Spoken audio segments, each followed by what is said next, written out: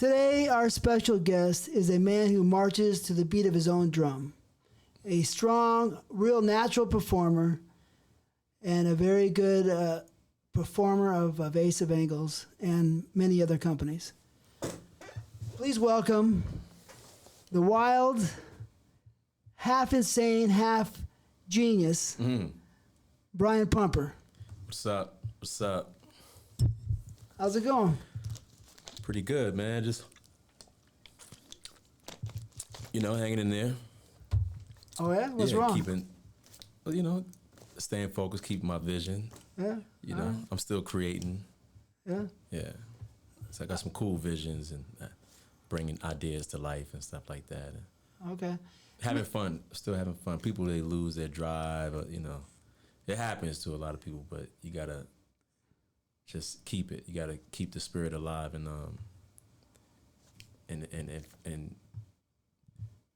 have something to keep you going. Have something that you love or that you enjoy.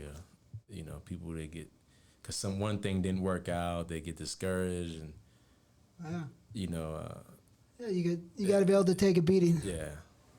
So let me ask you a question. Yeah. Where did you get your stage name? I never asked you before. How'd you get that? An adult film name could be a simple one name or two name. And I wanted a cool name. My real name is Michael. And I wasn't sure if I wanted just a one name.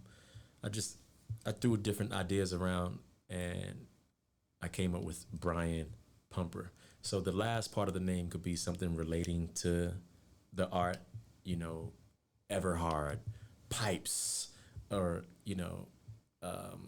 something relating to the action. Or it could just be something simple. I just said pumper. I work out, I have a pump look, I'm pumped up, and I'll be pumping at work. So Brian is a common name for different races. And I said that's how it came together. Brian Pumper.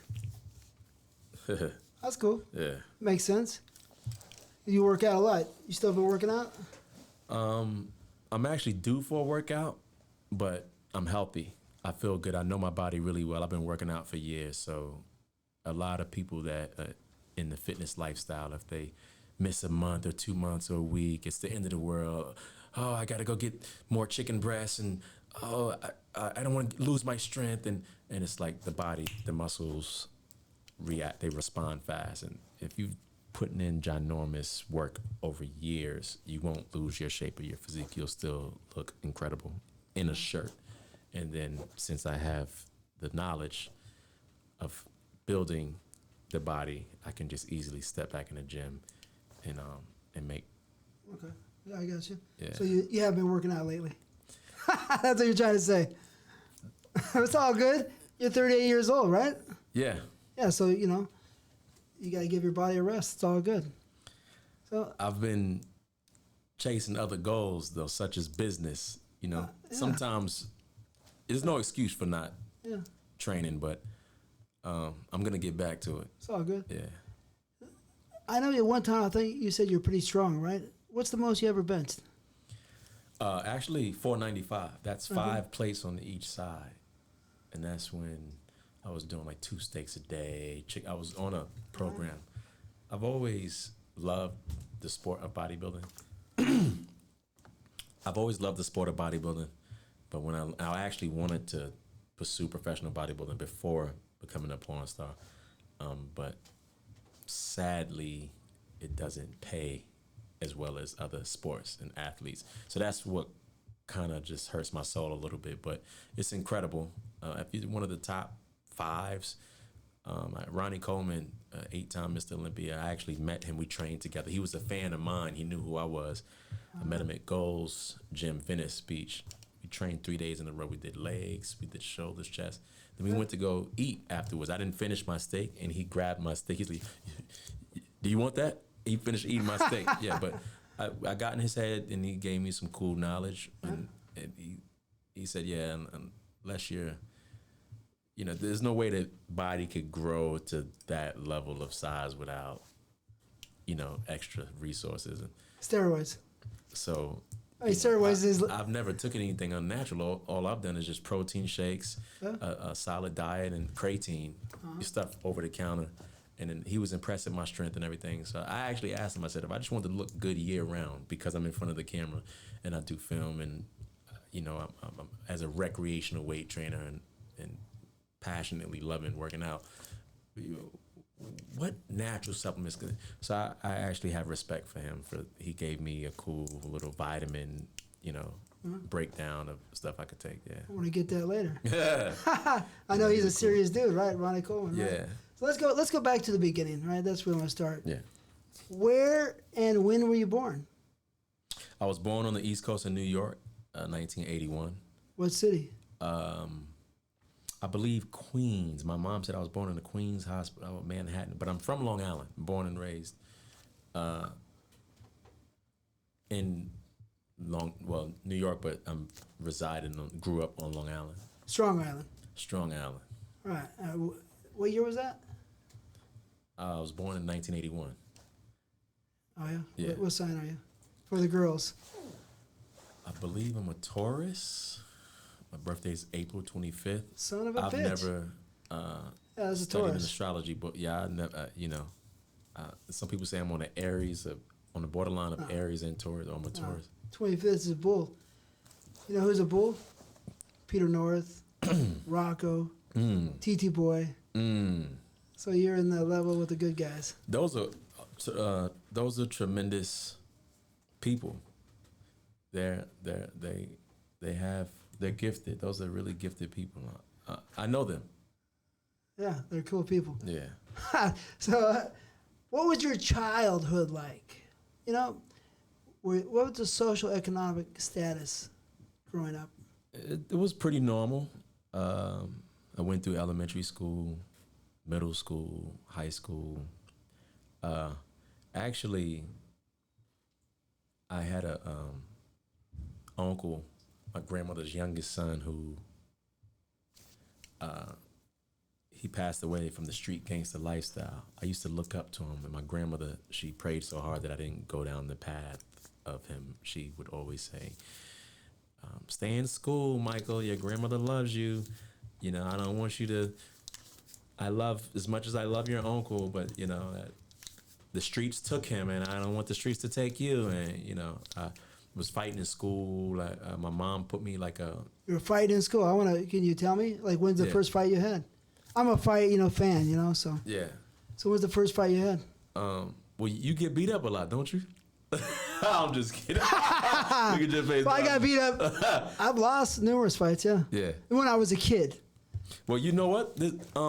A common story for a lot of big bad wolves, they used to get bullied and beat up. I know a couple of guys that when they grew up, local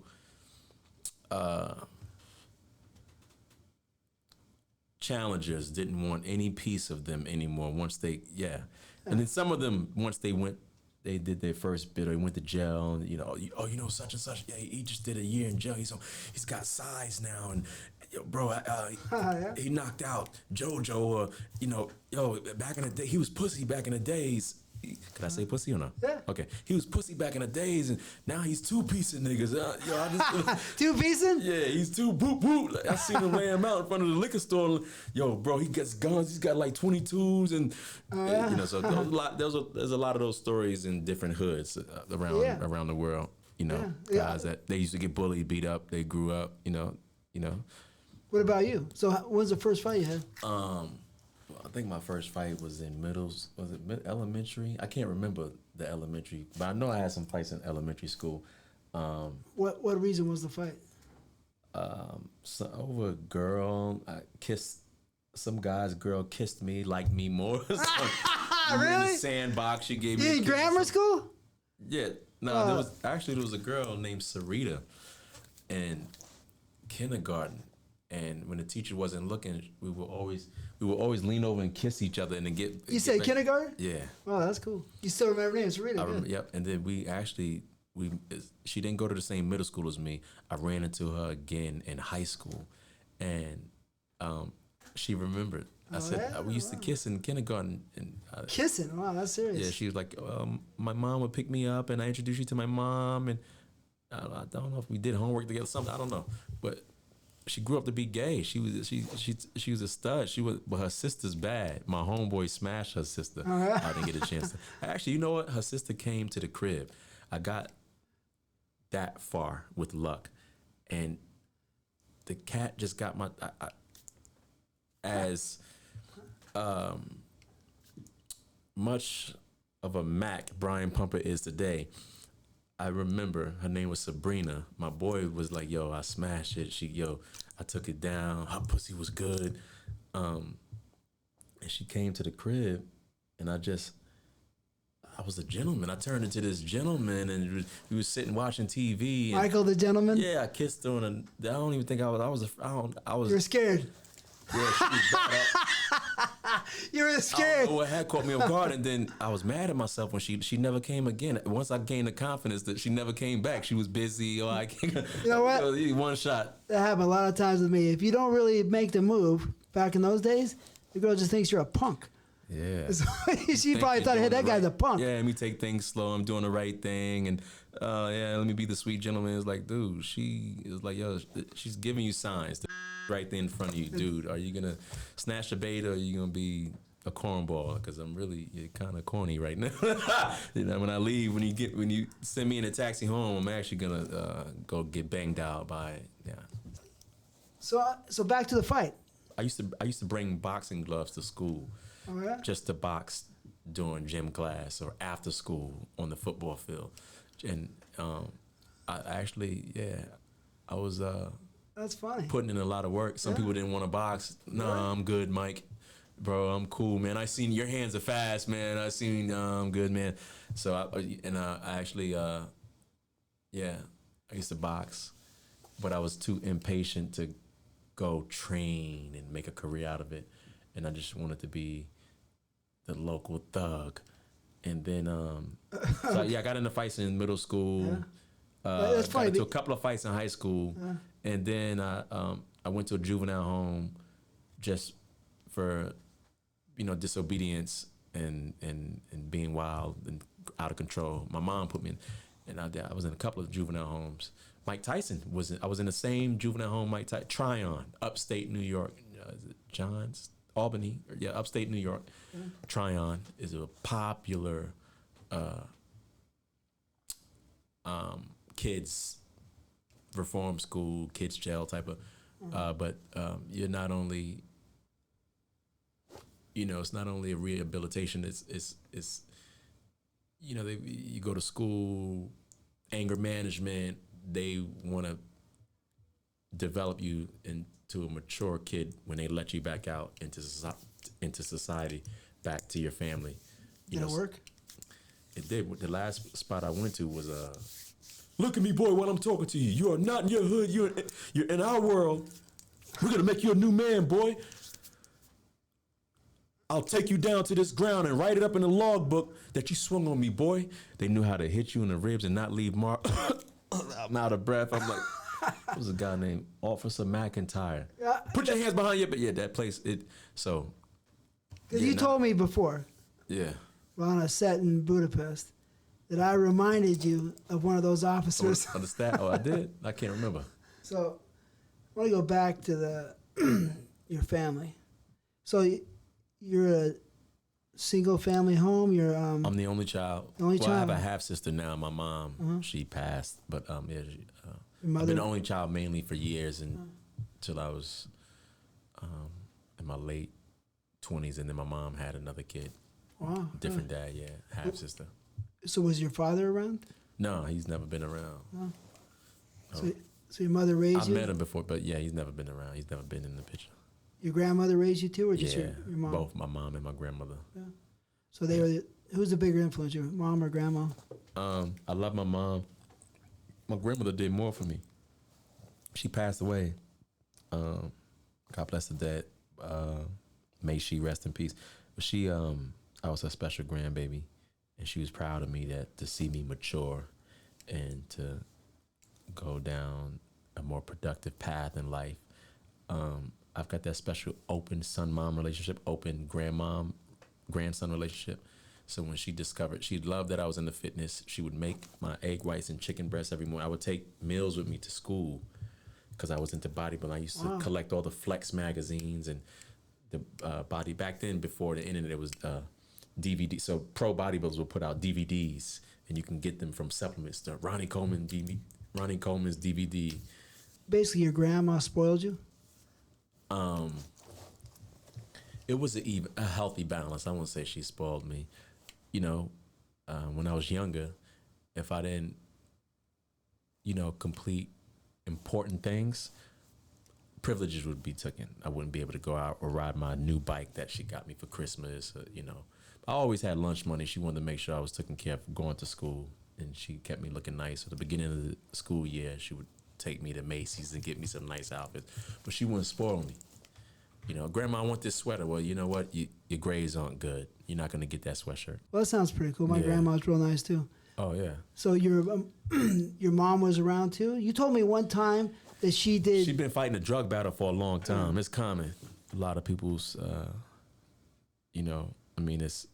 I can't relate. I've been a drug-free guy.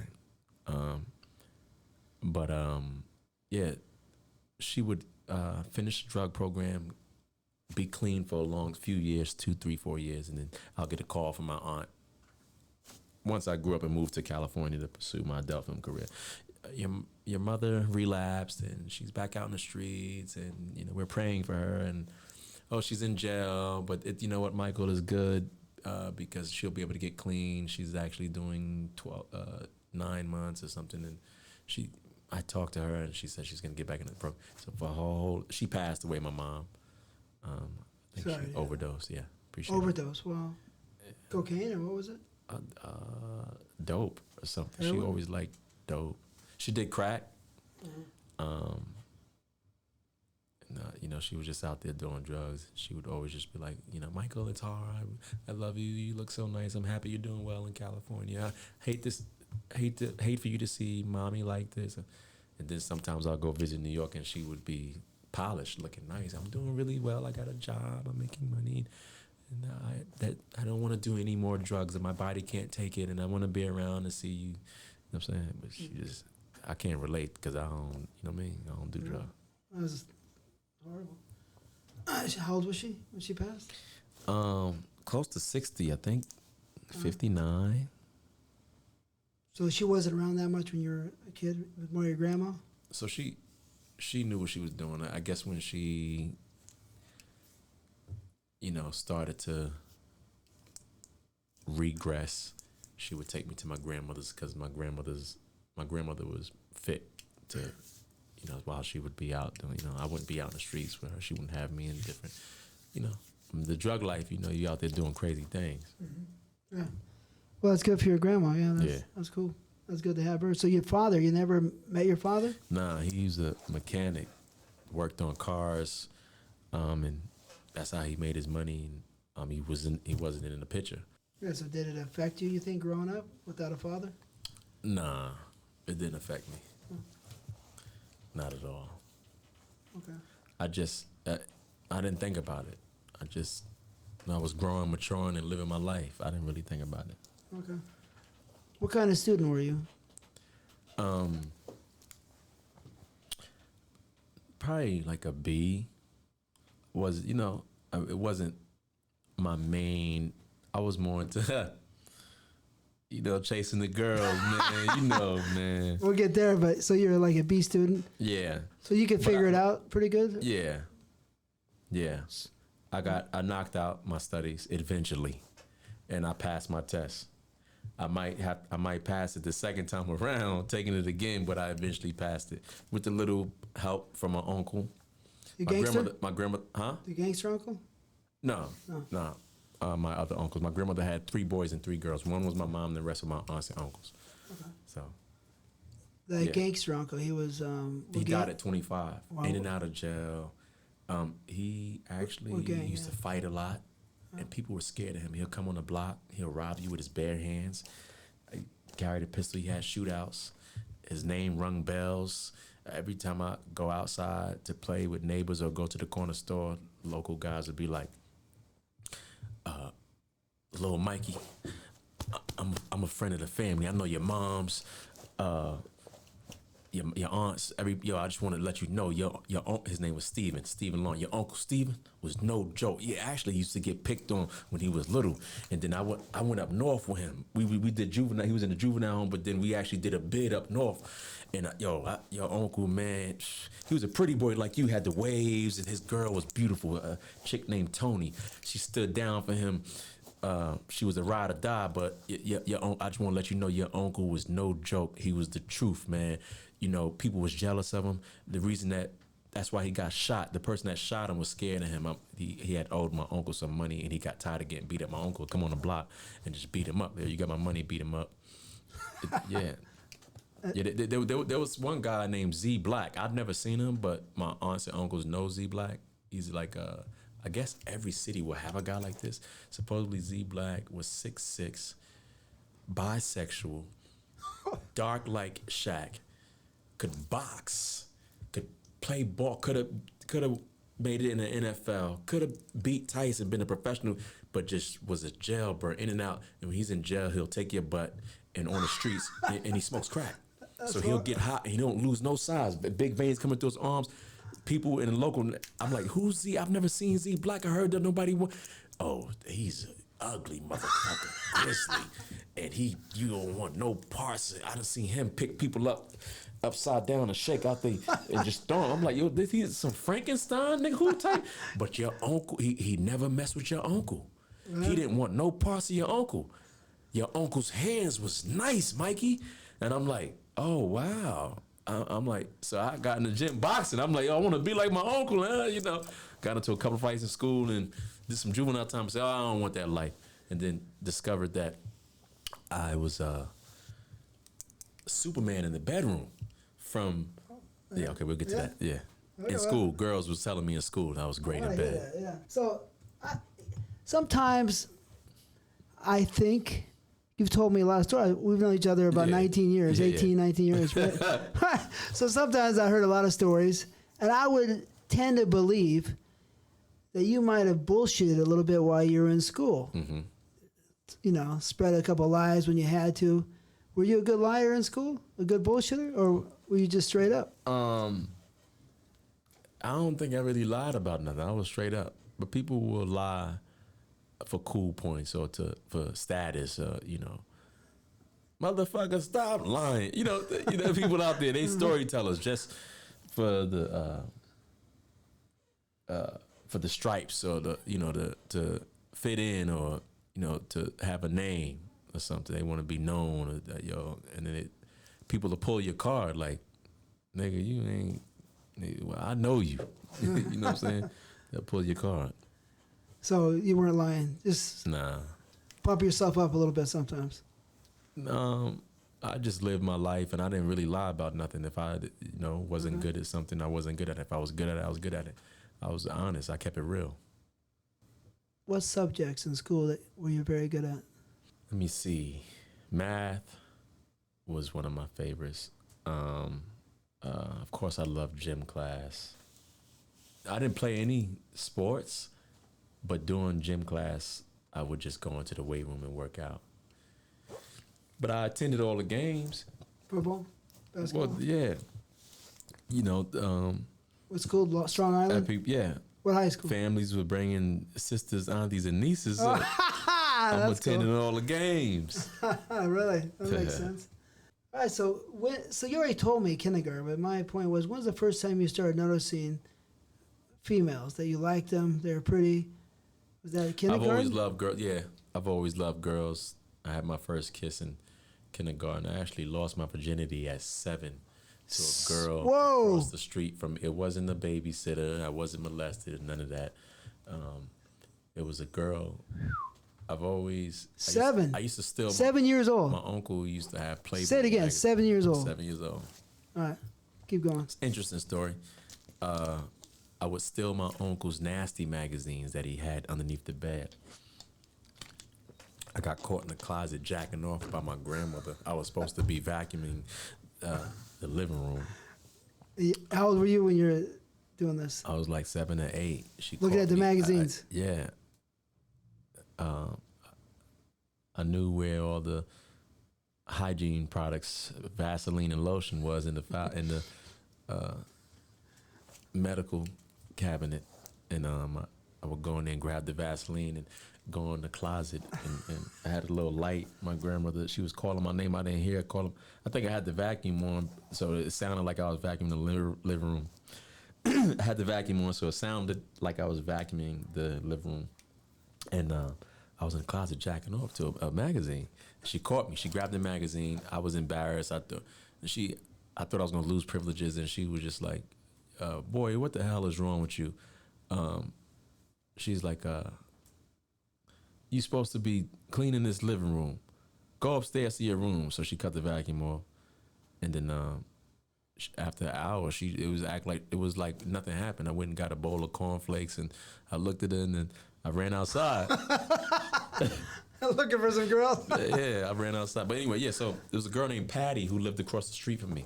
And whenever we would get privileges to go out and play before my curfew, me and her would always sneak in my garage. How old was she? She was 9. She had me about 2 years. But I would always play hide and go get it, or house, or different things with just local kids in the neighborhood, neighbors' kids, and we would just dry hump. I didn't really know anything about penetration. We would just dry hump, and kiss and play, have fun, or I might finger a girl or something and touch her through her pants, and she'll laugh. Oh, it tickles, and we'll run or something. But this one girl, Patty, we would always like to kiss and touch. She would grab me, I would finger her, and then, I would touch her through her jeans or something. And then one day she was like, we pulled our pants down. She pulled her pants down, and I grabbed her, and I was just humping her, and it was just poking her thigh. And she's like, no, wait, we've been doing it wrong all along. And I'm like, well, how do you do it? She's like, well, my uncle left the TV on last night, and I know how we're supposed to do it. And I'm like, well, how? And then she says, come here. She grabbed the base. We're in my grandmother's garage. Spider webs, dusty table. She put a leg up, and she aimed it in, and she's like, push. And I'm like, I am pushing. She's like, push hard. And I'm like, oh, wow. And she's like, see, doesn't that feel better? And it was in. And I'm like, oh, so at that age, you don't need, I didn't bust my first nut to where semen came out till I was like 12 or 13. But you get the orgasm feeling, but you're shooting blanks. Nothing comes out. So I in 3 strokes, I came and pulled my pants up, and then she's like, we're done. And I'm like, I guess. And I felt weird. I didn't know what the fuck was going on. And then she's like, all right, well, I'll see you later. She ran across the street, and I went in the house, and I don't know what I did. But that's technically, since I went in, that's the first time I lost my virginity. And I didn't get punani again until 8th grade. Oh, yeah, that's a long time. Yeah, I didn't get 9th grade. Sorry. 9th grade? Yeah. Wow, that's a long time. Yeah. Tell me about that. How'd that work? Some girl I met in middle school who kept in touch with me while I was in the juvenile home, and she wrote me and stuff. And I remember that was fun. That was really fun. She came to visit me at my grandmother's house. So you got out of juvenile hall and then she came to visit you? Yeah, I got out of juvenile hall. She came to visit me, and we humped upstairs in my I think I did 12 months. I did a year. I was 15, and it was amazing. I was horny, man. I was in juvenile hall, jacking off, man. I'm like, hey, man, I need to. So technically, that was like more for real. I think her name was Cinquetta. Cinquetta? Yeah. Oh, that's cool. Patty was a black girl, Spanish girl, white girl? Black girl. Black girl? Yeah. Okay. Cinquetta was black.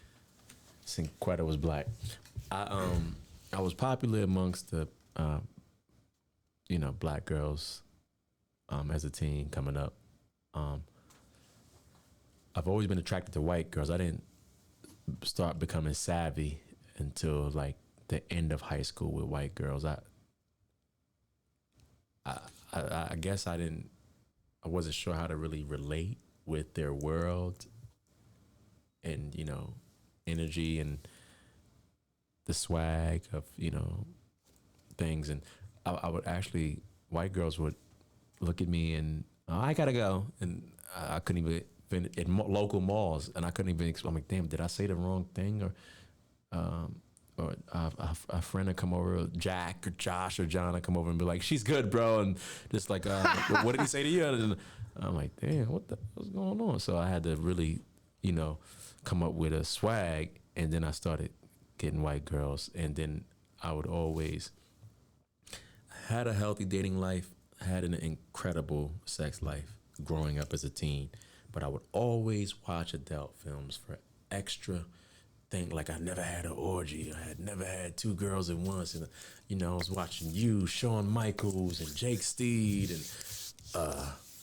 who was the guy? A lot of Julian St. Jacques, Byron Long. I'm like, these guys is getting all type of white tail and Caucasian women, and I'm like, man, I'm in the wrong business,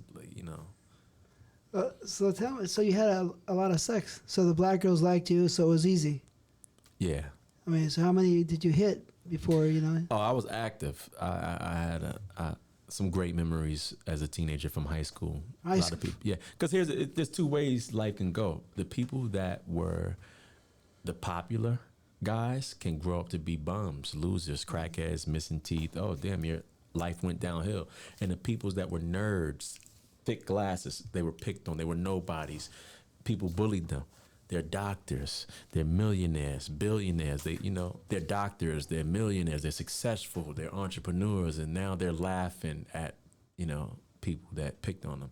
So it's different, But so you were popular in school, yeah, very popular. Mm-hmm. So I want to know, how many girls before you turned 18 did you get? Probably before I turned 18, maybe like 50 girls. 50? Yeah. Oh, that's pretty good, man. I was active, 50. man. So it's like, I've always been the buff pretty boy. So girls, always dress nice, and I would, on my free after school, my best friend and I we would go to shopping centers and malls and local parties at little skating rings or bowling alleys, and I'll be there just shark. Yeah. Yeah. So you're like a land shark. Self and Adventures presents Shark Attack. Oh yeah. Yeah. Was it easy for you to pick them up? Was it mostly the black girls you were getting? Trial and error. Yeah. So I would learn if my game was weak at one point. Sometimes I'll, okay, she shut me down. Why did she shut? Oh, her boyfriend picked us. She said she had a boy. What does a boyfriend have to do with anything? Like, okay, am I not cute enough or what? Oh, damn. So I couldn't even get my next word in. You sure you don't like what you see? How are you so sure? Okay, all right. It's my second time seeing it, so she's gonna be here probably again next week in a different outfit on the dance floor. Okay, I got something for. I'm gonna get her next week. So I had, I was out there moving around like, I'm gonna get you, bitch. But 50 girls, that's pretty good. Yeah. I give you credit. That's quite a bit. So you started when you were in 9th grade. So that's pretty much probably like 14, right? Yeah. 14 to 18. 14, so yeah. 4 years, 50 you girls. hit 50 girls. Yeah, and I was hitting other schools too. So I go to other schools, basketball games and stuff, and and my best friend and he was shy, and I boosted his confidence. My spirit rubbed off into him. I told him like, "Yo, you messed up, bro. You saying it," and then he started learning from me, and then we both became the Demolition. Oh yeah. Yeah. You work good together, huh? You remember the Demolition? The Road Warriors. I love those guys. Oh man, Hawk and Animal. Oh man, those guys, man. They used to jump. They had the bodies. They used to jump off the top. They had some moves. Who was the more Hawk. buff? Yeah. Hawk was bigger. Animal was. And he had, who had the two hair? The two. I think Hawk. Yeah. Animal had the beard. Yeah. Hawk had the two strips of hair going back. Right. Animal died. Yeah. Oh wow, yeah. They had cool outfits too. They were cool. I would always watch I loved them. for them to come, and I would rarely see them. They had Adrian Adana coming. Remember Adrian Adana, Yeah. Andre the Giant, all those guys? I met Andre the Giant. Oh, okay. His hand was about that big. Man, that guy. He hit a car one time. It was in his way. Mm-hmm. The car moved to the other street. He slapped it. The car slid all the way to the other street. Yeah, Anyway, so George Animal still, he'll bite the belt buckle. Tongue was always green. But you know who else is cool? Who? Rocky Johnson. Oh, I can't. They had it was Tony Atlas and Rocky Johnson. Okay. Remember Tony Atlas? You remember Paul Orndorff? Yeah, Tito of course. Santana? Yeah, he was. The Ford would like to give you the pile driver. The pile driver. Right, he should have been in the business. DDT. So who had the Hulk Hogan? No, Jake the Snake had the DDT. Jake the Snake had the DDT. Hulk Hogan had the leg drop. And who had the power driver? Paul Orndorff, right? Yeah. Yeah, but neck breaker. But Rocky Johnson is, you know who? Think about it. Is he like one of the first superstars for WWF? Well, yeah, I mean, he was. I think he did all the circuits, right? I think he did NWA or whatever, National Wrestling Association, I think. No, but he's The Rock's father.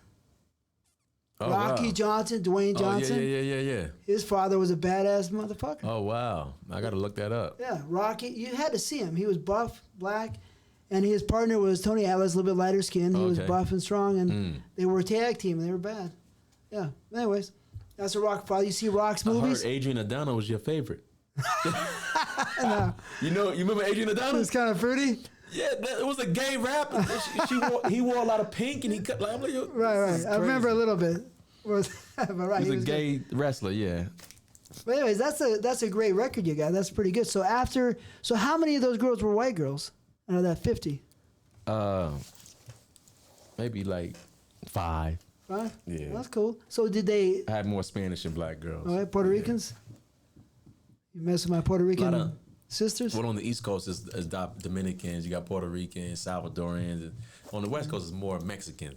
Yeah. But with the Latin culture, you can't call it. It's like they're sensitive. We can call it whatever we want. Yeah, you know what I mean? Call it Puerto you call me a Puerto Rican? Yeah. I don't give a shit if you call me whatever. You know what I mean? You got to deal with the consequences. I heard you were. Is your name Yuri? I heard you were Russian. No. Yeah. So, did the girls like it? I mean, did they tell their friends?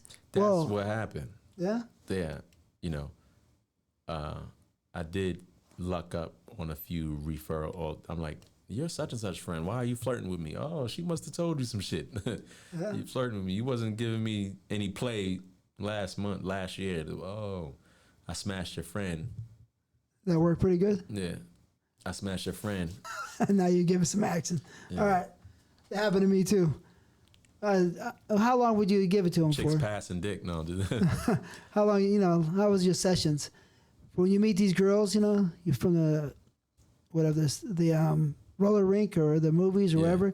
How long did you hit it for? It's cool. Different. Sometimes I will find like a cut, like, outside by a tree, or if there was like a, One time I was in a club, there was a stairwell, like a stairwell that led up to like some hallway, like at the office. It led up to, That's great. Yeah, so. And the boyfriend is downstairs while you're upstairs? Yeah, you still hear the music because the speaker's big, it's booming, but we're in a no security, we're in a stairwell, and she's pulling her jeans down, and I got a condom in my back pocket. I'm like, hey, and she's enjoying the thrill of, like, oh, I bent over in a club stairwell, and I just met this guy. I'm a little sweaty, he doesn't care, and oh my God, he nutted really quick. He tied the condom up, and pull my jeans up and go back out on the dance floor and find my friends. No one knew what I did. Or my boyfriend, right? Yeah, or my boyfriend. Yeah. No one knew what I just did. So, did you have a girlfriend back then? Yeah, I had a high school sweetheart 3 years. It went pretty well. But 3 years? Yeah, she cheated. I cheated. Everybody goes, what happened? She stopped talking to me. I stopped talking to her. She was yelling in front of my grandmother's house, come outside now, I went, banged on her door, and, we made up, and why you do that? And, did you fuck him? No, I just wanted to get you jealous, and I love you, Michael. Bitch, whatever. What's her name? Rosa. She's Spanish? Yeah. Oh, yeah. You like her a lot? We were in love. Yeah. Did you break your heart? Puppy love, teen love, so yeah, I got butt hurt. I've been through, broken hearts. Yeah, that's how you become a man. You gotta experience. Everybody has to get their, but you got to be smart about it. Sadly, some people, they let love get the best of them, and then they end up losing their freedom, or, you know, leaving the earth because, you know. Yeah, no, crazy. It's a very delicate situation. It's like love is mental. It's not that bad. You know, it's uncomfortable because you're aware of it, and that person was a part of your journey. But how was your life before y'all met? What you don't know can't hurt you. You didn't feel any pain because you didn't know that person. Snap back to your life. Just look at it as they chose to not be a team player anymore. A lot of people aren't prepared for change. Oh, when change hits them, or they put so much expectation on those times. When shit hits the fan, it's like, oh my God, it's just mental. You don't have to be with that person to survive and to carry on with your life. You know, find other happiness elsewhere. So you learned how to deal with it. Yeah. You got a lot of people, they don't, you know, there's cops out there, 29 years marriage. I've seen stuff with guys that go shoot their ex-wife and then shoot themselves, and cop friends are like, Jeff, don't do it. Dude, like, you know what? Have thick skin, bro. What's going on? Well, sometimes you gotta look at it this way. Sometimes they're not so pretty. They don't have all that going on, and sometimes their upbringing, they don't have as much strength as another person. That's true. So all those factors can break them down. Yeah. And it's sad, but it is. It is. So, but you learned. You had a broken heart. It sounded like you were a little bit pretty sad. Yeah, and I grew out. from it. Some people could let a broken heart, male or female, motivate them to execute goals and success. Like, you know what? The hell with them. I'm gonna get my promotion. I'm gonna finish school, or you know, I'm gonna buckle up and get, because I want to be successful in life. And next thing you know, Sharon is driving a new Benz, and she's got her bachelor's, and she got, you know, she's the head person in charge of, you know, and it's like her best friend's like, see, I you know, you were better than that. Josh is a loser.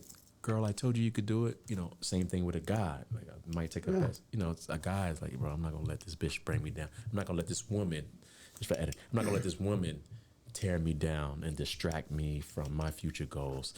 You know what? Yeah, it hurts that our love didn't last as long as I wanted it to, but I'm gonna be a boss in this world, and I'm gonna show, you know. So that's what you thought. Yeah. She's gonna be a bum, and she's gonna see. So Rose is a bum right now.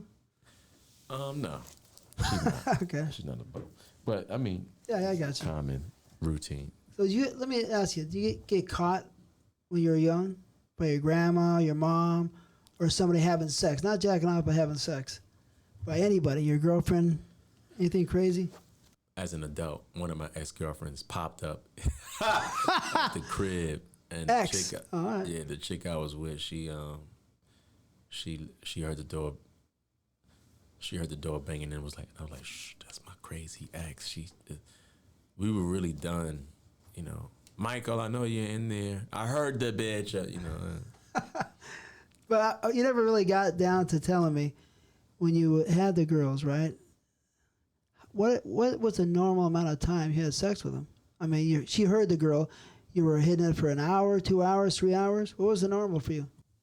As a teenager, yeah, as a teenager. With like local other teens that I would normal. engage with. Well, when you first become active, it's short because you have to learn your body. The mind hasn't for you learned the shaft yet, the male penis. So there's a disconnect. So guys might bust quick and be embarrassed, and then you start to learn your body. Yeah, but what was your average time? I learned my body quickly because I was active and I always wanted to leave a good impression, and I just was blessed with the ability to go the distance, not bust quick, go several rounds, leave a woman with a pleasant experience. And how long? 30 minutes. That's all you really need. 30 minutes is good. It's good cardio. A lot of guys will do, women, they'll tell you, a chick might lay there and just so you know, she doesn't kill the vibe and she wants to make you happy, but in her mind she might be like, Lord, please let him hurry up and bust, because I already had my orgasm, and I guess he thinks that he's putting in more work, and I'm kind of sore, and I really just want to cuddle and watch a movie, and he just wants to keep ramming me, you know. So, you know, sometimes a good 15 to 20 to 30 minutes is good. You represent it. But some girls want more. Yeah, it depends on the girl's body. Some girls' vaginas, they don't get enough. They want more. Yeah. Is that when you throw the towel in or you fulfill them? It just depends. If I want to chill, bitch, I'm chilling. When I was younger, I used to go 6-8 hours straight. But anyway. That's a little crazy. So, you know, you were a pretty boy back then. My uncle from the streets of the Bronx, right? Yeah. All the guys are trying to pick up on him, right? The guys? Yeah. Okay. So the guys trying to pick up on you, did you ever fuck with a guy? No, I'm 100% straight. I respect people's lifestyle. I'm not gonna punch a gay person. A lot of people, they'll beat them up or punch them. That could represent that you're insecure with your manhood, or, you know, be mature. They deserve respect. They're human beings, and they have a choice of a lifestyle that they want. So, and then some gay people are the most brilliant people. Some are scientists. Some are, you know, I could be in business with a gay as long as they respect the boundaries and things like that. I could share relationship knowledge or sex advice, or, you know. But they tried to pick up on you those days. When you were younger? Yeah, they'll make comments like, "Oh, I know you out there. I know you out there handling them girls, but you ain't had a blowjob like I can give you." And I'm like, "Yo, God bless you. God bless you." When did you first start watching pornography? Oh. I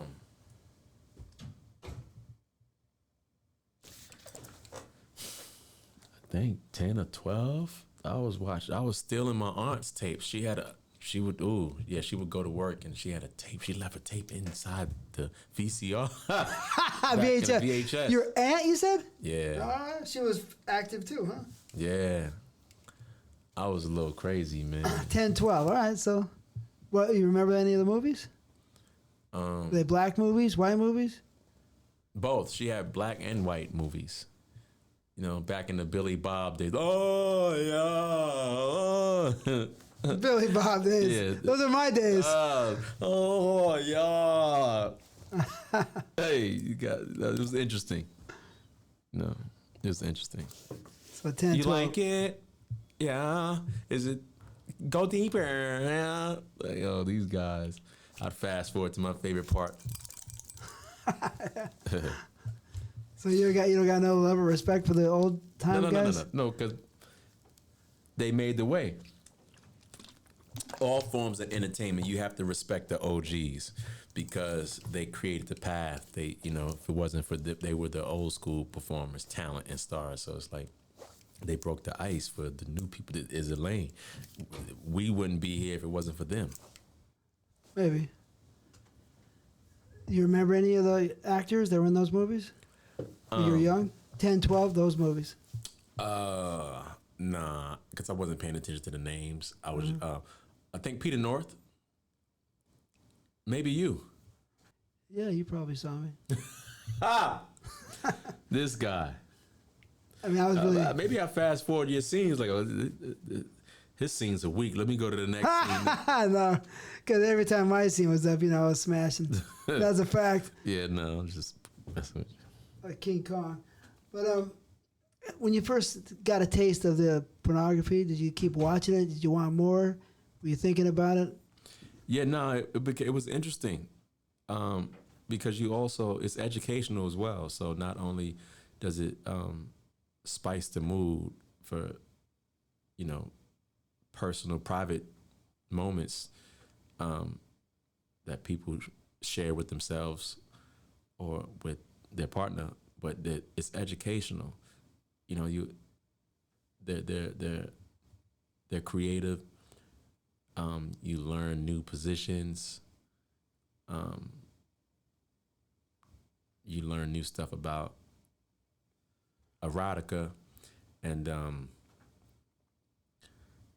they're inspirational, and it could help, lover couples. A woman might want to learn how to be the total package for her husband, so she watched an adult film, and you kept watching it. Yeah. So I mean, did you?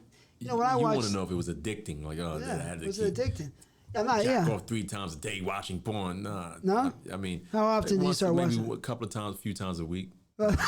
10, 12? My grandma had spaghetti ready, man. I wanted some noodles and some meatballs, and you know what I mean? But if I got hard and I need to rub one out, I'm going to go watch a flick. If one of my little joints wasn't available.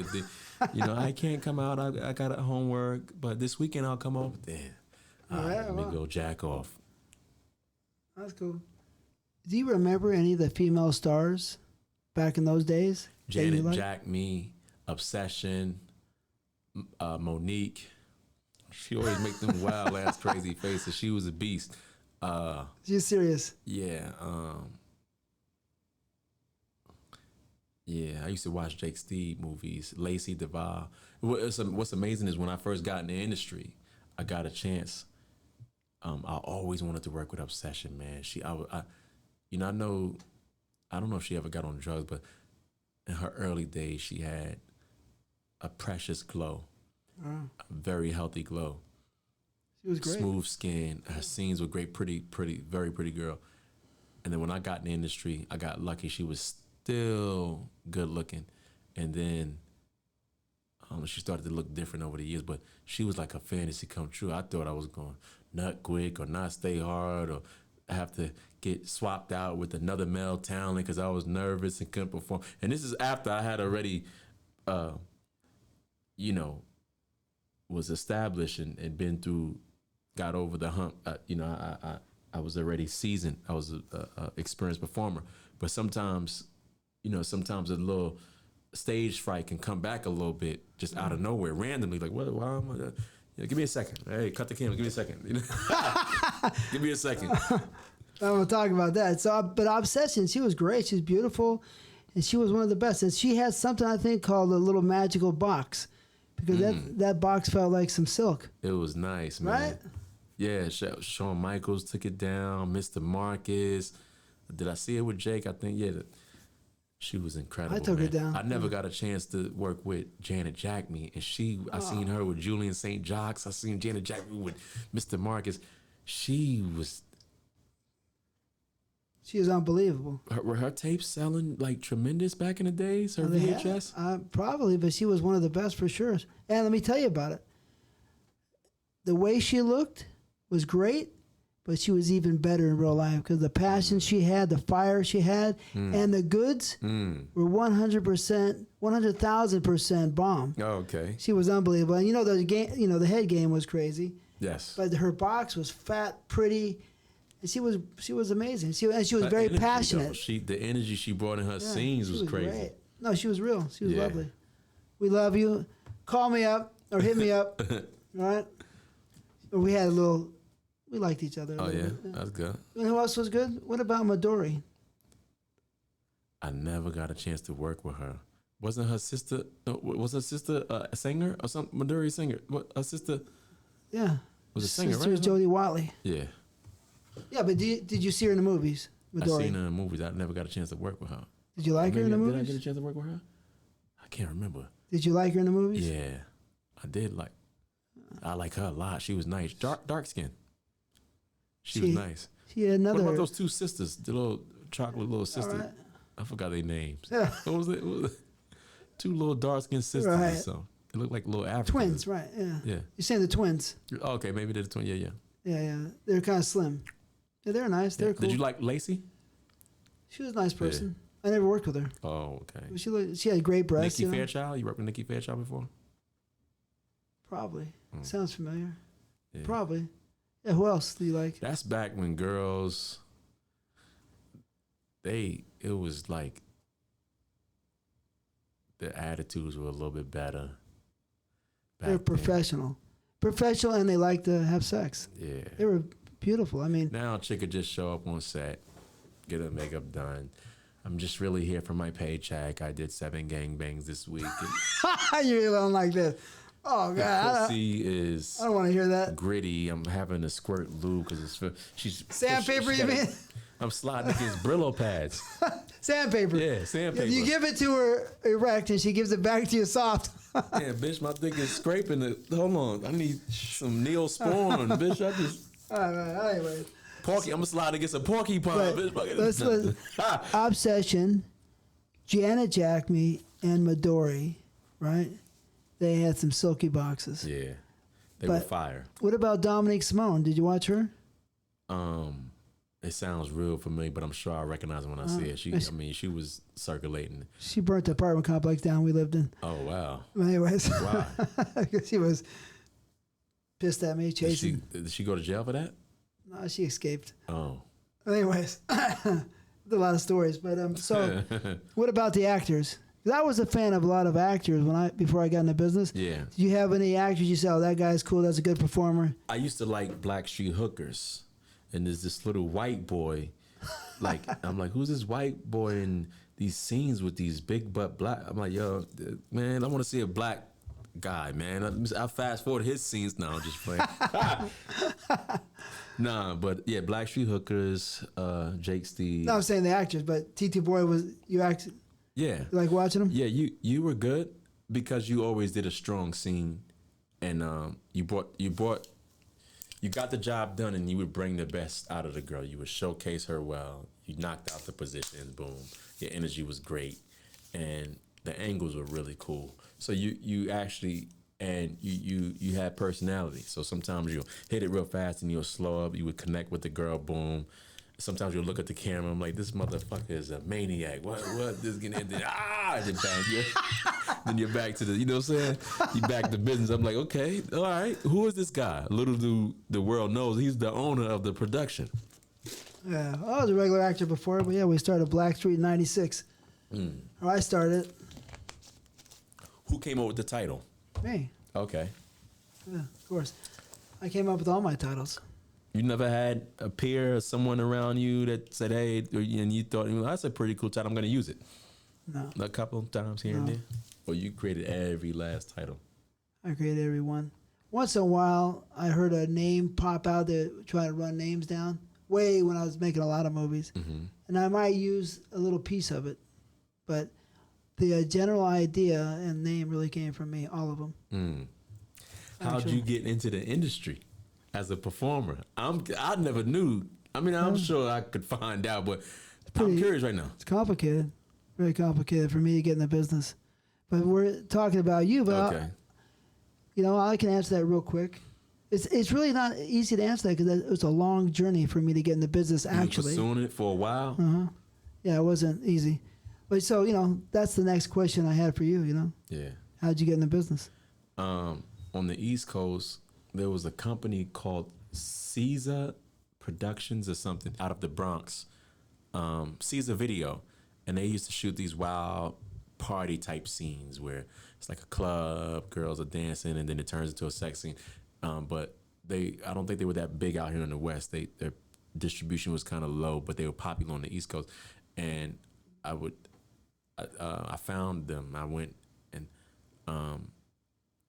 they kind How'd you find them? I think through an ad or someone word of mouth. And what did it say? I got a VHS from a local store. So they had shelf space in local video stores. In the city? Yeah, next to Anabolic, next to Devil's, TTBoy Films and stuff, productions. I'm like, these other companies are on the West Coast. I don't know nobody on the West Coast. Hopefully one day I'll make it out to the West Coast, to the big industry. But who are these guys? I seen the address, went up, just rung the doorbell, and I came up, went up. There was a talent coordinator in there. You looked at the address on it? On That's the VHS. Great. Really? And you just went and knocked on their door? Rung the doorbell. And where they at? In the Bronx. In the Bronx. Yeah. Wow, that's crazy, man. Yeah. That's smart, man. Caesar Video. And I went in and I was like, You were shy or scared, or No, I'm energetic. I'm 19 years old, 18 years old. And this is the kind of work I really want to do. You guys have any job openings, or can you give me a shot? And I think it was like 2 or 3 times. He was like, "Oh, the talent coordinator's not in. Come back such and such a day." Or I called, and they're like, "Okay, yeah, come back." And they didn't even pay me for my first shoot. I didn't even get paid. Like, I don't know. And they assigned some stuff. They published it, and when I was just like happy to get the work out there. I'm like, I could use that as a resume if I connect with a big LA company or something. how'd it go though? Tell me, please run me through that. You come there the first time, they say no, you come back, or how does it work? So I came back. I met with the talent coordinator lady, and she says, "We have a project this weekend. It's going to be at this location, and you're just one of the male performers. They're just going to roll the camera." And I didn't know what it was going to be. Like, it just said, just do a good job. I'm like, okay, all right. So yeah, they told me to look nice, and then it just turned into booty shaking girls, and I kind of like a club orgy type thing. I would just go over and grab a girl's breast. She'll start blowing me, and then next thing you know, she bends over, and the guy's there with the camera guy. He might be over here, and then he might come back over here, and I'm like, oh, this is cool. I think, were there other guys there, or just you? other guys. How many? Probably like 20 guys. 20 guys 20 and 20 guys? girls, yeah. Whoa, really? Yeah.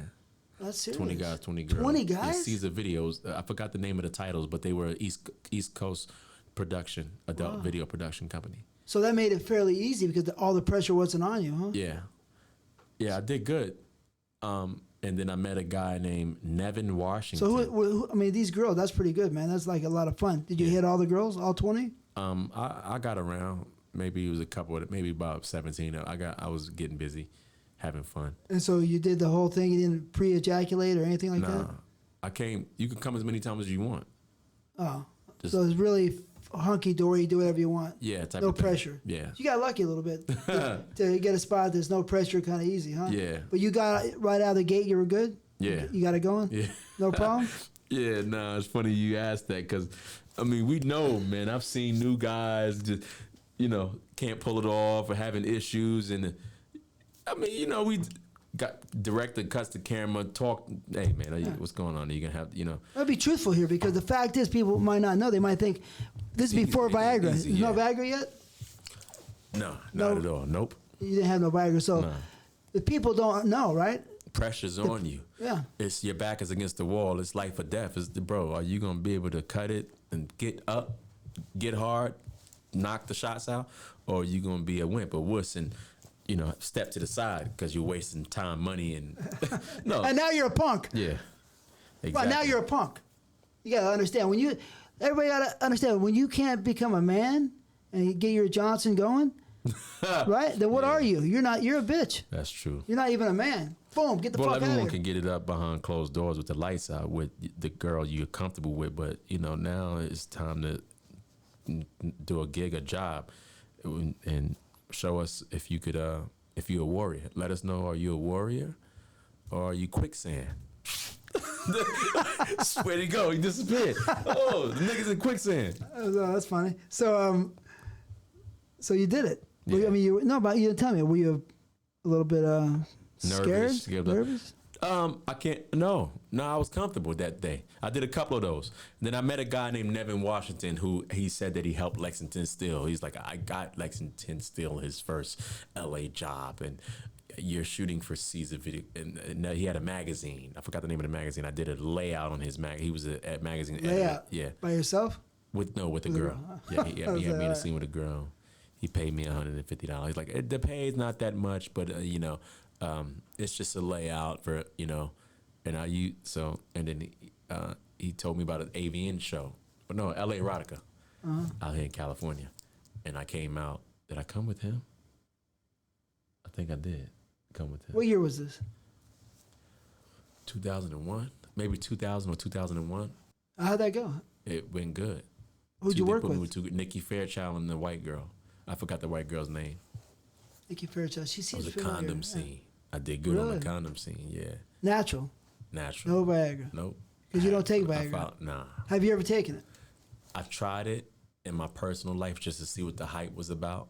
Like I had a chick coming over, And I said, I knew what. So you tried it before? Yeah. Okay. 30 minutes before activity. Someone said, I'll cut it in half. You could only need 50 minutes. But you don't use it? Nah, I don't need it. It's definitely a beast. What it does is it's like a fake hard. So you could be in a pool. Naturally, the penis shrivels up when you're swimming in the pool. You take a Viagra, you're going to be hard underwater.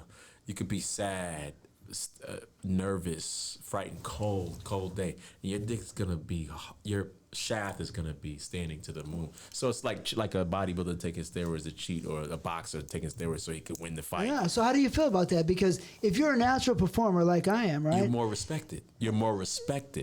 Girls respect it. Well, No. back in the days, girls used to respect it. Now, girls don't care. I just want him to be hard so we can get the scene done, because I have to get to my afternoon class and I have stuff to do. Don't put me with him anymore because he had issues last time. Put me with a reliable male talent. Right, so how do you feel about all the performers who cheat? I don't, No respect? I respect you more if you're natural. But I'll tell you this right here. As a director, Yeah. I perform in my own stuff. I'm functional. And I think as long as I have a hot new girl, fans won't complain. Now, if I'm in every scene and I'm working with the same female talent, then it's like, dude, come on, bro. We know you're great, but we want to see other guys with This is the Viagra. industry. Yeah, no, I'm just sharing. But if I was to hire other male talent as a director, I personally wouldn't judge, care, or mind what a performer does. As long as he shows up, he's functional, he's into the shoot, gives me not a half-ass scene, 110%, gives me a solid scene, stays up, is able to come fairly on command, not taking 9 hours sweating. 9 hours. No, there's people out there like, Really? Because they're doing something else than Viagra, right? Maybe I actually heard Cabaret people jet? would shoot. Yeah, that's the thing. Yo, people actually, did Joe Lawrence shoot up? People, that was the Well, let me word. tell you about Joe Lawrence, right? I'll tell you, because he beat me for a acting role in 1989. Yeah. Right? They liked his acting, right? I always thought he's a twerp myself, but he's a nice enough twerp. Yeah. Anyways, so he can never. I never knew for sure. I'm listening. He can never ever get it going, right? He could not get it going. He came in the business 2 or 3 times in the 90s, kept trying, couldn't do it. But then all of a sudden Viagra came out and he could perform. So there's that. He's not a bad guy, but he's not a performer, he's not a true performer. But I have to agree with you. If we're on a set and time is money, and we don't want to wait around, then we got to do whatever we got to do to get it done. Yep. So I'm not going to hate on that. But it is a skill. I took it doing a gangbang one time just because I didn't want to let the production down, and I did well for the gangbang. And then the next gangbang for the same production, I didn't take it, and it was perfect. So that's the only time. I never took it for a one-on-one scene. I never took it for an orgy. I never took it for a boy, girl, boy, girl. I only took it for like a 12-man gangbang. Eric Everhard used to anchor, and I'm like, I want to show off like him. And, one time I got down there and I wasn't ready. It wasn't the end of the world. They just said, hey, get out. Next guy got down. Eric got down and anchored. A couple other guys. Eric was the only one to really anchor for DPs. Guys coming. Eric's down there just holding up. And I'm like, I could do that. I said something tomorrow. It was anabolic gangbang. Chris Alexander. It was 3 days in a row, 3 shoots, different. One was at a car dealership. So the second day I took it, and then the third day I didn't take it, and I nailed it. So from that day forward, I never needed it ever again for a gang. My confidence was up. And it makes sense. It's like my first time getting down there doing 12-guy gangbang. I couldn't anchor. And a girl. Yeah. And I just wasn't ready. It wasn't the end of the world. They just said, all right, next man in. And I just, therefore, I analyzed. I'm standing off to the side. I'm jacking. I'm looking. I'm like, okay, well, they said it's not, I'm good for a spoon. I'm good for, a mish, a guy stepping in for a mish. But just when it came to the DP anchor, I just couldn't. Well, we're doing it again tomorrow. I'm going to pop this little thing that people's been telling me about. And I was a lion, and I did great. And I said, well, we have another gangbang tomorrow. I'm not going to pop it. I think I'm pretty cool. And I did good for the third gangbang and never needed it ever again. So I'm being honest. It ain't like I'm lying, like, oh, bro, I took it once for a gangbang. And I've never needed it again in porn. So one time only? Yeah. Oh, that's cool. I'm proud of you. I mean, you worked for me. You did a good job. Yeah. I wouldn't say you're the most wild man out there, but you were strong, stable, and consistent. Yeah. You gave me some nice one-on-ones, good memories. And then I stopped hearing from you. Mark Anthony was your guy.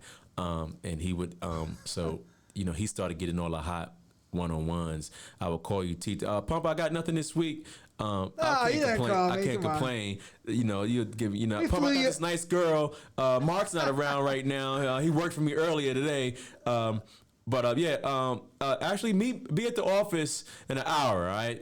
She's actually on her way. AJ's bringing her. Cute girl. It's a one-on-one. I'm gonna shoot it, or such and such is gonna shoot it. I'm out of the office right now, but I'll be there later. I'll pay you today. Well, actually, I'll pay you tomorrow. Okay, that's some bullshit. I always pay you right away. Yeah. Right? Yeah. You ever have any problem with my money? Nah, never.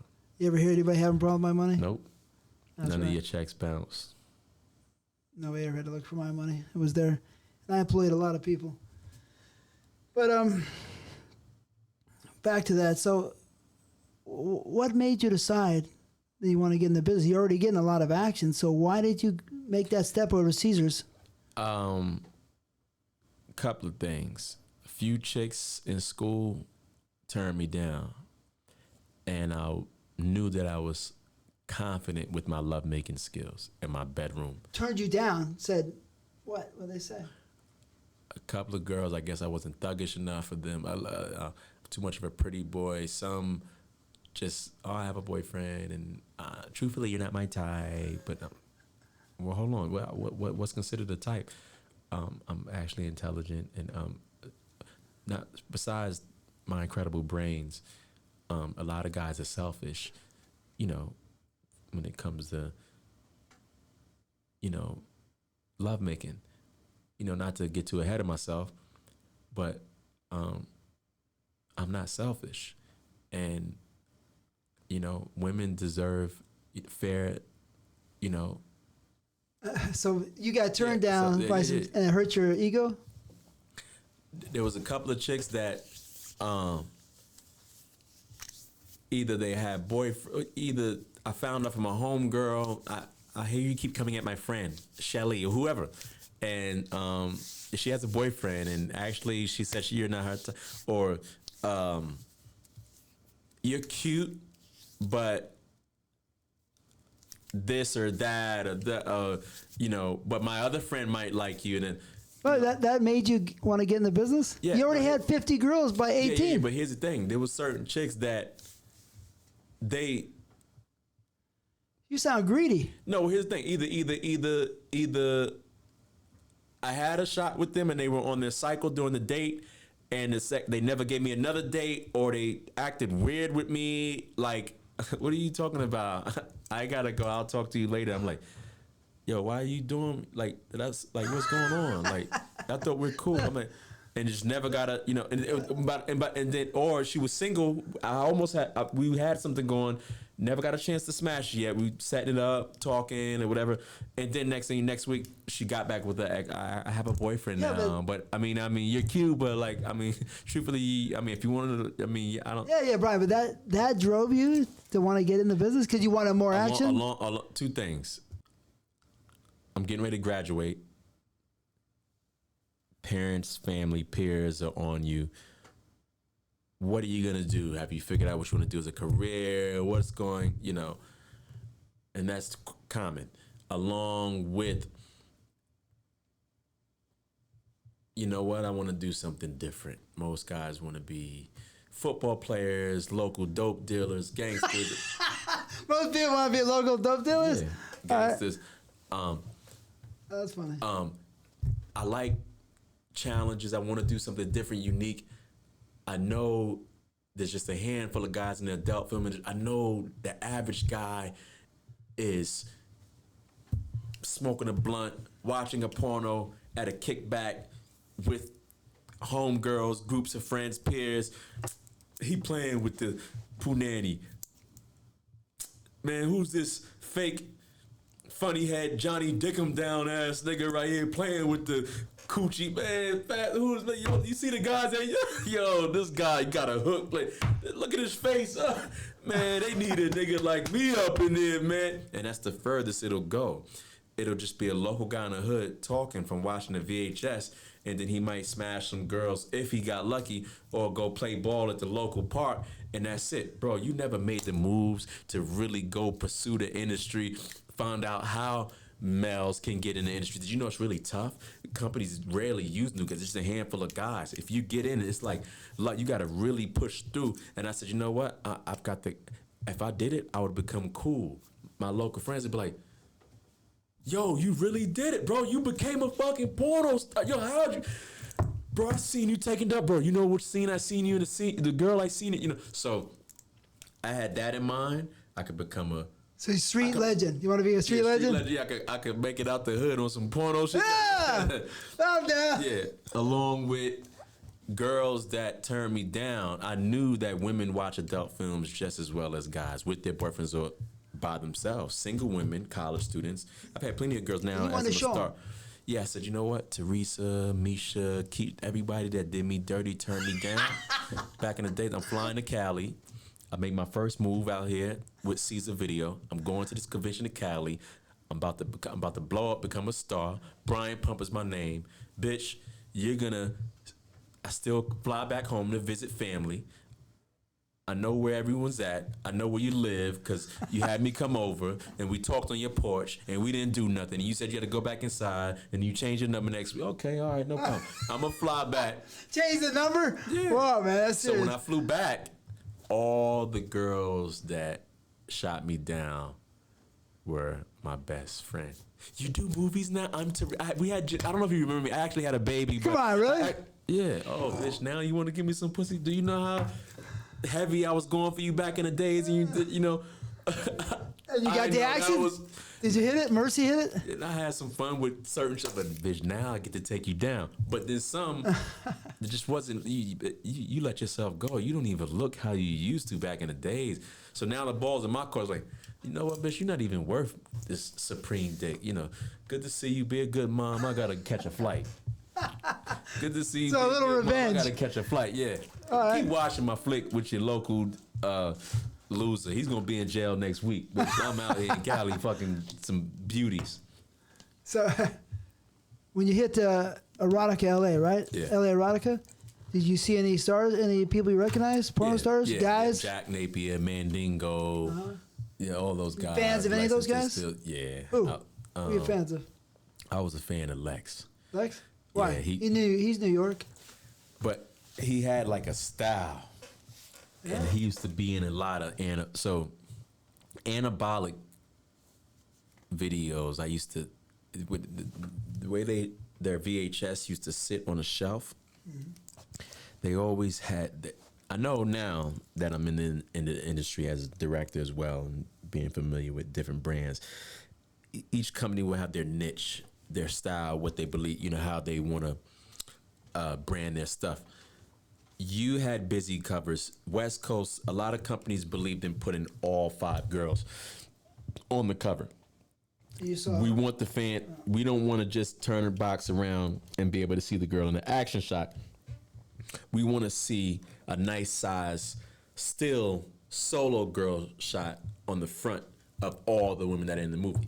And then Dion, of course, a few other, you know, Red Light, Anabolic, they believed in, Greg Al Zero, believed in knocking them out with one. We just do one girl box covers, put the prettiest girl, Vince Ford, put the prettiest girl on the front cover, and we're going to knock them out like that. Bam. So you like Lex? Yeah. I mean, we don't care about anabolic as much, you know what I mean? But I understand one shot cover, you can see it easier, brighter, bigger, better. But Lex was one of the guys you said, hey, I like I tried. I used to watch your movies and Jake Steve's, but I gave anabolic a shot because their covers just kept catching my attention. I'm like, what's this about? And I would see Lex on all these road trips, and he was like, and the scenes were shot. Mike John was shooting them. They were like nice Gonzo scenes and shot well. And I'm like, yo, this style right here is heavy. Like, yo, who's this tall? Who does he look? Tall ball playing looking dude talking about some. Yeah. I'm like, this guy right here is a beast. And, he's hanging crazy like this African dude, shit down to his knee. Girls are like, I'm like, yo, this guy's putting in work. So I became a fan of him. Oh, that's cool. He's cool. And so anybody else? So Jack, Mandingo, just ordinary. Yeah, Jack's well endowed, and he had the series. There's something about Jack, and it was kind of cool because he was kind of like the nerd guy with the big, beefy snake, and the owner of the production did something cool. Lex stood out. Interracial. Yeah, Lex stood out. Everyone had their own style. Mandingo was quiet. Yeah. You didn't know about him too much, but shockingly, you didn't know too much. Yeah. I don't know if he didn't put himself out there, or if he didn't have but you just knew him, he's like really big, but he just was kind of like quiet. Yeah, quiet guy. He's cool. Yeah. You're right. But you're a fan of Jake Steed, huh? Yeah. For several reasons. Yeah? Go ahead, tell me. He seemed like a cool player, along with having charisma, personality, good performer, stayed hard for scenes. Everyone knew he had a hook dick, which it was cool. Not a bad looking guy, clean cut, and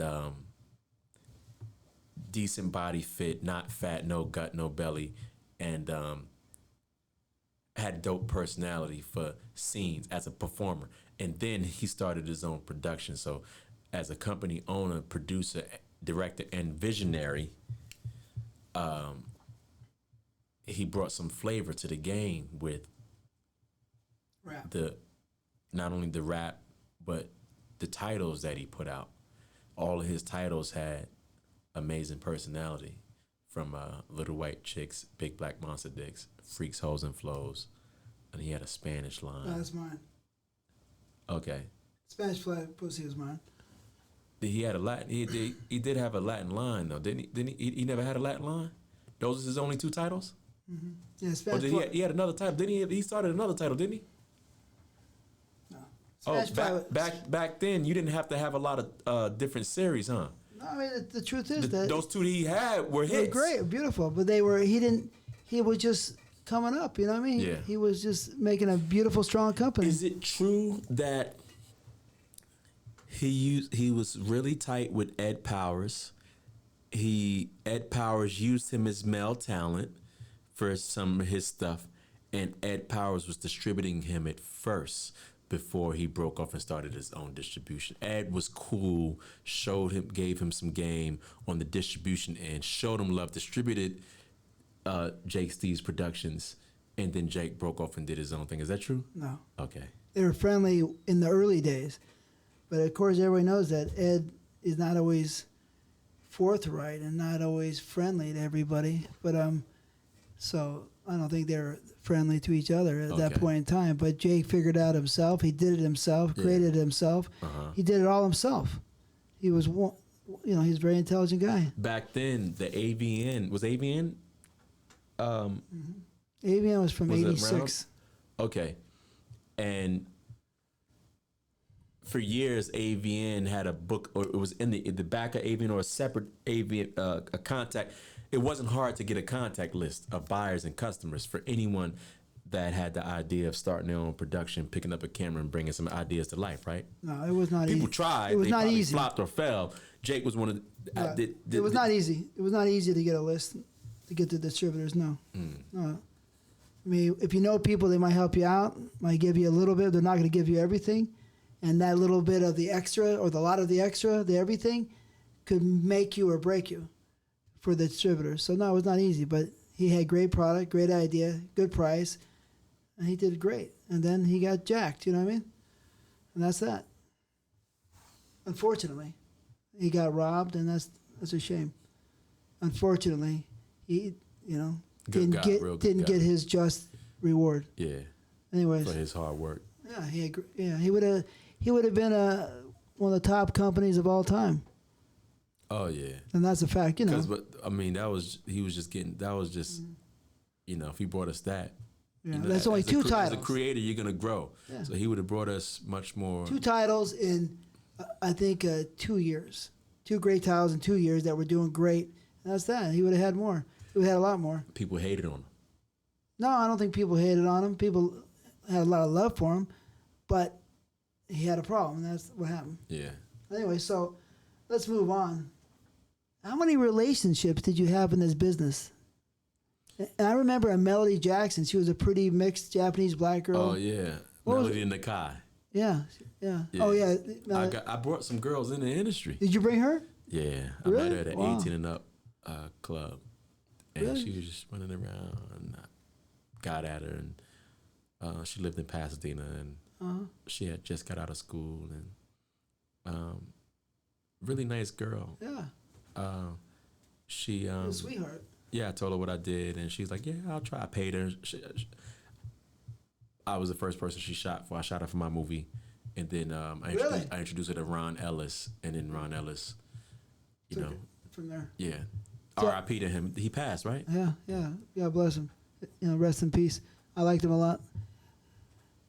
Did you? How long did you go out with her for? 6 months, maybe. Yeah. We dated for about 6 months. No big deal. Yeah. Just another girl? Or did you like her a lot? She was cool, but it was quick. It was like 6 months. And then what happened? I think she thought that I got mad that she was performing, or something happened, and I just gave her space or something, and she got a new boyfriend, and then that didn't work. And then she tried to call me, and get friends with me again. And I don't know if she thought she was gonna get some X dick or like, I'm not with him anymore, and I haven't shot in a month, but what are you doing? You ain't about to come over here and like you thought the grass was green on the other. You took your stroll. You took your stroll. You get mad again, like New York, right? Yeah, you took your stroll, and good luck. I don't know what didn't work out, but why are you trying to come back? You know what I'm saying? Good luck. So let it be known. Shoot your scenes and do what you do, and God bless. No, let it be known. Pumper holds a grudge. Nah, I didn't hold no grudge, but it's got to make sense that I'm not, I'm a man of principle. So what are we revisiting, and what's going on? Is this going to be another journey of, you eventually coming out your shell with a new shenanigan, and or are we going to be on our road to success? And but speaking of that, that's a common question. A lot of people they ask, how many? Do porn stars date each other? Do you have a regular girlfriend, or how does that work? Like, wouldn't is it possible for the talent to, I'm like, well, yeah, it's no big deal. We both do the same nature of work, and you just have a relationship. How many did you have? Did you have a lot? A couple? Maybe like 4. Yeah, I can't remember the. But anybody that you really cared about? Most of my relationships were outside girls, regular girls. So how'd that work? It was cool. I was with a lot of people don't know this. Ty Dolla $ign, the artist, hip hop R&B artist. His child's mom's. Her name is Peaches. She came up to me at a Hollywood club and was like, "My baby daddy and I used to watch your DVDs. We're fans." And he does music, and he's got hit singles with YG, and he's got songs with P Diddy. His name is Ty Dolla $ign, but he was just developing, and before he blew up, into a star. How long did you go out there for? We were together 5 years. Wow. Yeah, 5 years. She pretty?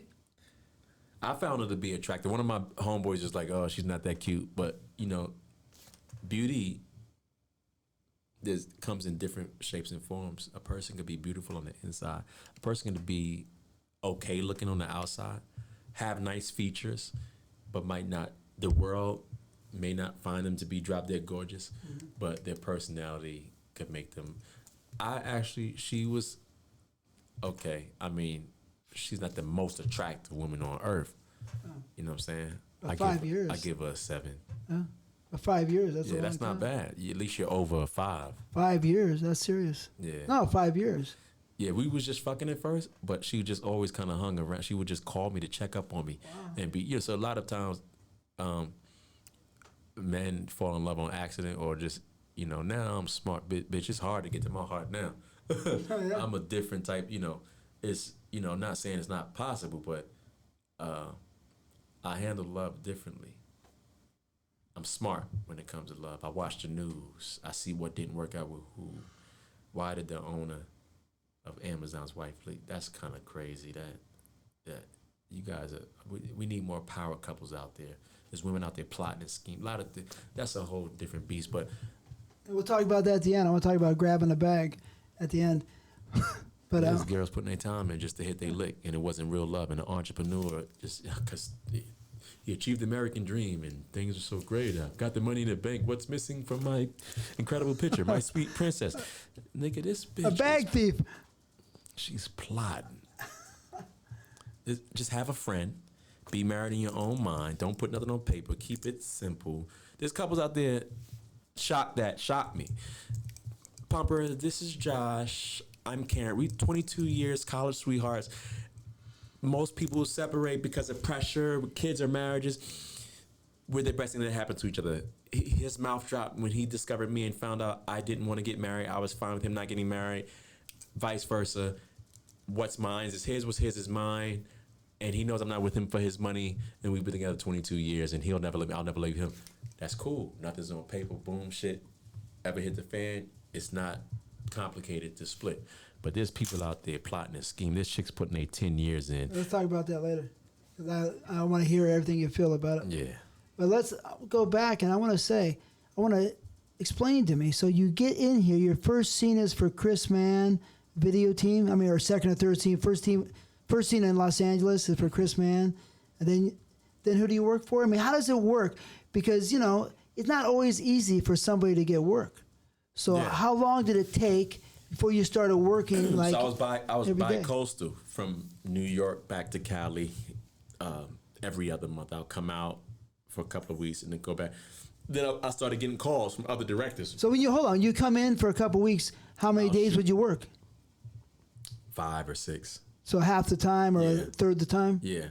And then as I was back east, I would get calls from new directors. Hey, Brian, I got your number from such and such. They said that you did great for them. He's a buddy of mine. I shoot for such and such films. Are you, because I hear you're in New York. Are you here in Cali? When are you coming back? Okay, we've got an orgy scene or such and such, whatever. I'm going to book you for these dates. You're going to, boom. So I just started getting new gigs from new directors, new companies, new producers. And then I was just freelance male talent. So that was about when you started getting it? So about 4, 5, 6 months, then you started working pretty good? Yeah. When did you move over here? After about a year. I was bi-coastal for a year, and then I just eventually moved out. I didn't know, things just, destiny. I guess it was my destiny. So what was the average week? One scene, 3 days a week, 4 days a week, or 2 scenes? 5 days a week? Sometimes 5 scenes, sometimes at work every day, sometimes twice a day. Back in those days, man, I had to never double book yourself. Directors get mad. They take that personal. But yeah, there was times I had to turn scenes down because I was booked out. I couldn't take it. I used to quadruple book myself. Bounce around, grab 4 scenes a day. You and Mr. Marcus. No, I don't think Marcus was known for being 2 hours late, and I somehow got away with it. Yeah. I don't know how or what, but directors he never got wrote off. Like, you know, some directors, one time a director wrote me off for a year because I was late or something. I didn't hear from the director for a whole year. He's like, "You're going to be on time now? All right, you better not be late." But Marcus gets there late. It's no big deal. Marcus, he finally made it. "All right, this is Chantel. She's actually retouching her makeup. Yeah, we'll be ready for you in 20 minutes. This nigga's 4 hours late. Y'all ain't got no fucking going on. Oh, he okay? What he got that I ain't got? Yeah. Brian, I hired you. I remember the first time I hired you. I'm pretty sure it was for Big Black Monster Dicks, Little White Chicks. Yes. Right? Yeah. Over there, we were at this hotel right here at the Hilton. Remember, Oh, yeah. upstairs? Yo, how do you remember that? I have a very good memory. No, hold on. Justin was there. Yeah, but I hired It was you. me, Mandingo, and Jasper. Yeah, Jasper, my boy. Yo, that guy. But anyways, so that's the first time you see me, right? First time I seen you. You see me in all the movies. Did you say that's a crazy looking dude? That guy's. I didn't recognize you when I seen you. Yeah. For some reason. I don't know. I thought you was just a camera guy. Who shot it? You shot it, right? Yeah. I was helping out the company, right? So you're probably surprised. This guy usually is an actor. What's he doing shooting? Yeah. I'm like, yo, is that I probably didn't think it was you though. Like, I'm like, You looked at me kind of do you think slow. you're taller in films or something? Probably, yeah. Yeah, I'm like, I mean, I'm only 4'4". all right, I thought you was 3'11". I'm 5'7.5". Anyways, just let it be known I'm 5'7". Whatever. I got you by an inch. But He became a millionaire because he's got a short man complex now. maybe. No, but you know, so yeah, you see me. We do the scene. You did a good job for me, and then I kept hiring you. Yeah, Right? I remember that day. How did it? Who was my DK? Was my agent, right, or something? I had it. Possibly. Yeah, something. I came across you somehow, some way, and and you were like, "I'll give you a shot." Yeah, sure. And that's how you say, "I'll give you a shot." Yeah, sure. I'm like, "Who's this little guy, man? What does he know, man? That the world don't know, man. This guy." Was I aggressive? Was I on it pretty quick? What do you remember of that day? Me as the director. All right, go.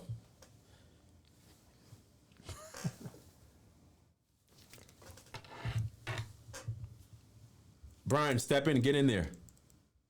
Jasper, get in there.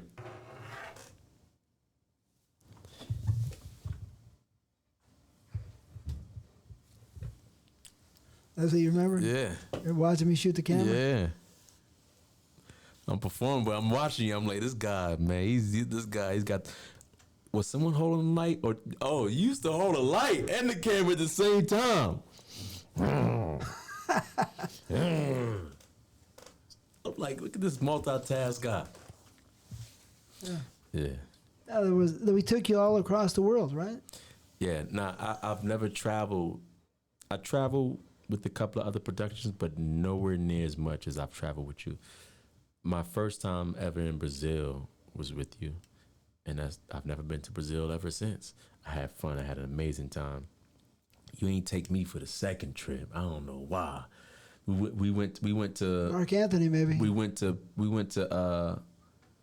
Prague. Budapest. Oh yeah, we took the train to Budapest.